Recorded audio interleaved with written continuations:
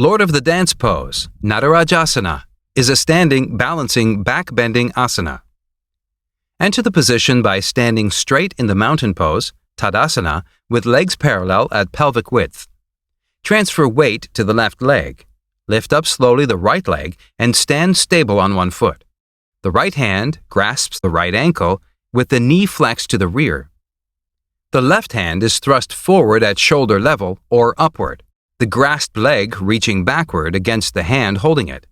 The flexed hip extends to the rear, with gradual adduction of the foot from the pelvis to a position in which the thigh and the arm are parallel to the floor.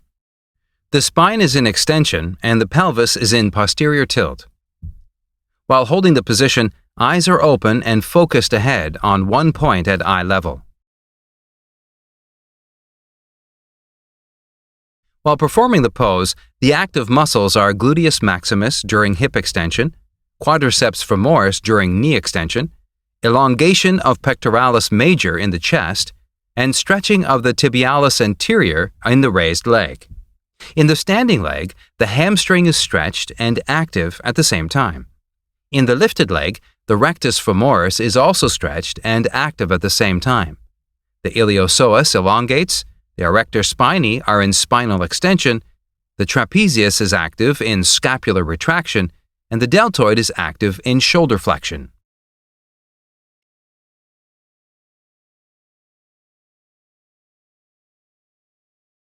In this video, we present preparation for the Lord of the Dance pose that includes elongation and flexibility of the muscles involved in pelvic tilt and hip flexion. Notice the iliopsoas. Tightening the muscles responsible for anterior pelvic tilt and hip flexion may cause a hyperlordotic position. Now bring your attention at the rectus femoris. Tightness of the hip flexors strongly pulls the pelvis forward and increases lumbar lordosis. We will become familiar with several preparatory exercises for elongating the hip flexors and extensors. The first exercise, in a squat position.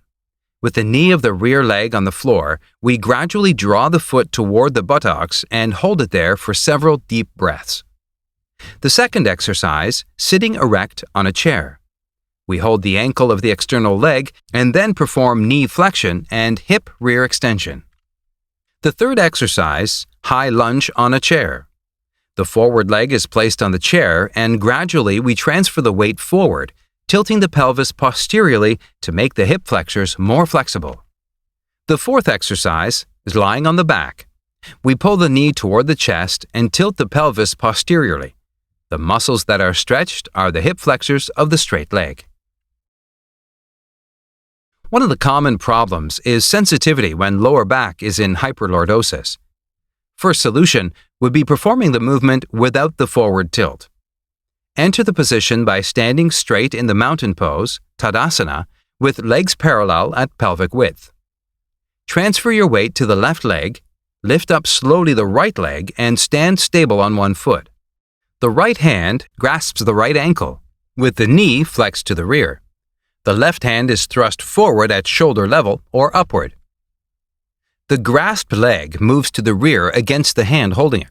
We extend the flexed thigh to the rear with gradual adduction of the foot from the pelvis in an upward direction. In this variation, the upper part of the body remains in place. The movement is now coming only from thrusting the hand and extension of the leg. Additionally, to prevent hyperlordosis in the lower back, tilt the pelvis posteriorly. Hold in the abdominal muscles and gently contract the pelvic floor muscles. Another common problem is shortened hamstrings in the supporting leg. One solution is to reduce the angle of flexion at the torso and at the hip joint. Second solution is to slightly bend the knee of the supporting leg.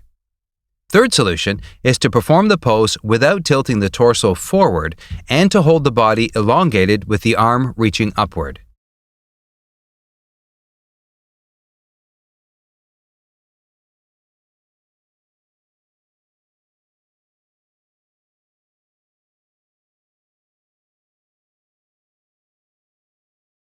One more common problem is shortening of the hip flexor muscles in the raised leg.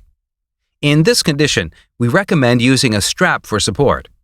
While shifting the weight to one leg, we will take the strap and wrap the raised foot with it so that we can control the angle and reduce the range of extension of the raised thigh.